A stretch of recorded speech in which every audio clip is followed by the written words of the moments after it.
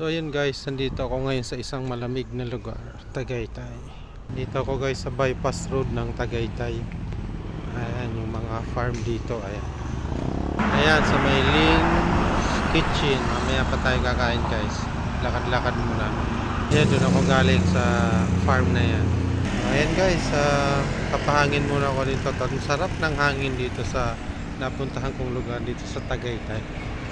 Ayan, pababa yan. Bypass road. Dito puro mga kahoy dito. Ayan.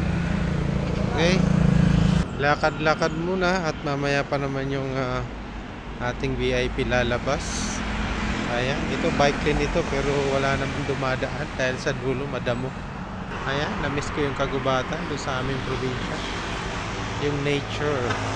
Yun, may for sale pa tayong nakita. Ayan, tubig nila nakalabas yung PVC.